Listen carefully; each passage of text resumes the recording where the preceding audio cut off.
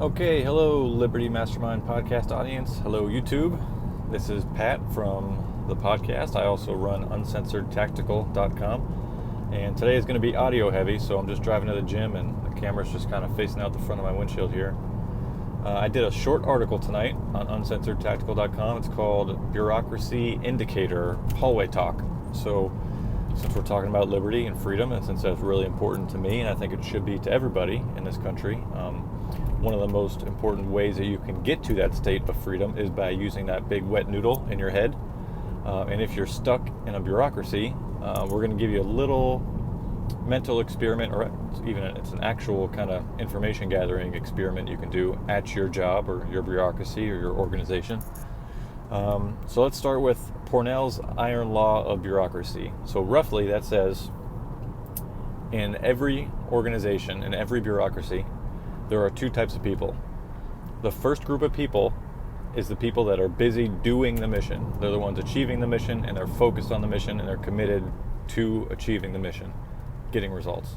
The second group of people in every bureaucracy are the people that are devoted to the organization itself. And while the first group is busy doing the job, the second group is busy getting promoted, and then they're busy writing manuals and writing policy and dealing with administration and logistics. And while the first group is busy doing the mission, the second group is busy getting promoted within the organization and taking control of the organization, thus taking the organization farther away from achieving the mission. So that's Pournell's iron law, kind of restated in my own words here. And I'm very familiar with it. I've worked for, I don't know, what might be arguably the biggest bureaucracy on the planet, which is the United States government and or military. So hallway talk, specifically for my article, is I want you to think about, I know you know the answer and I know you've heard it before, but you may not have keyed in on it in your own life. So when you're with your buddies, let's say you're a low-ranking officer, whether you're in police work or medical work or military, or I don't know, if you're in a phone call company, doesn't matter. If you're low-ranking and you're hanging out with your buddies and you're kind of doing the mission, your complaints and your kind of back and forth chit-chat in the hallway is, oh man, I wish they would fix this one policy. I'm bringing in this criminal and we don't have enough freaking handcuffs, or I can't believe we don't have a holding cell. I just got to watch this guy the whole time. Man, I wish I can get back out on the street and do my job. So those are the things that we discuss. And even when we meet up at the bar and have drinks, it's, oh man, did you see that case I had the other day? Yeah, that was crazy. Man, can you believe the freaking boss is this or the boss is that? Or I can't believe it's so difficult to do this in our job. Why is it so difficult? So the hallway talk for the administrators, because I'm pretty good at playing invisible. So I'm quiet, I smile, I mind my own business, and I carry myself a certain way when I'm around management, which is, I'm happy to be here, I'm invisible, don't look at me. So if I can kind of sneak through, I wouldn't say that I eavesdrop, but I would say that I pay attention.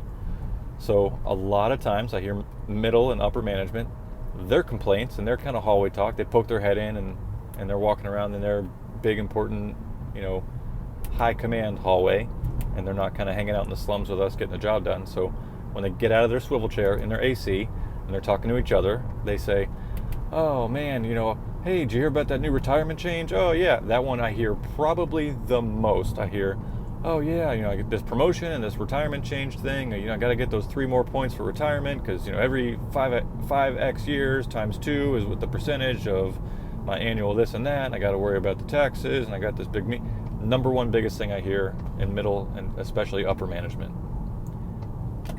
What you don't hear is, oh, I was just checking on all my people and making sure that they have everything they need to do the job. When I was very, very young, my old man was a career law enforcement officer. And I remember it like it was yesterday. I was sitting in the car with him, and he must have had some management issues at the time, because he looks at me and he goes, explain to me what your job is if you're a supervisor and you're in charge of a group of guys. And I looked at him and I was like, oh my God, this is a trick question. So my old man goes, no, take a stab at it. And I'm like, your job is to, I can't remember my verbatim response, but I think it was something like, I fell into the trap, and it was, make sure that you do what is supposed to be done and tell your guys to do what's supposed to be done. And I will never, ever, as long as I live, forget his answer. His answer was, your job as a supervisor is to make sure that the people that work for you have everything that they need to get their job done. And your job is not, because there was a two-part answer, and it was also that your job is not to be a yes man and to do whatever your bosses say to do to tell your guys to do. He said your job is to fight back against that, if it makes sense, and to take care of your guys. He said that's it. It's that fucking simple. And I will never forget that lesson as long as I lived.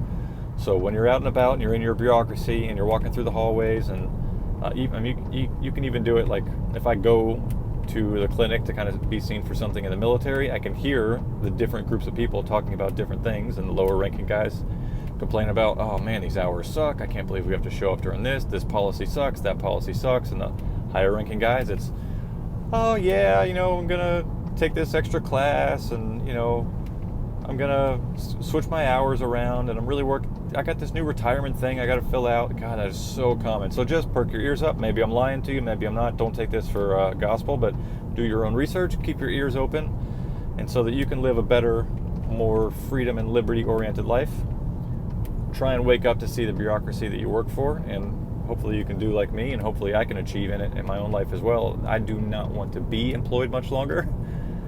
So that's why I'm doing Liberty Mastermind Podcast, and I'm doing my own website over at uncensoredtactical.com. So come check us out. I'm going to go get my pump on at the gym. Thanks for listening.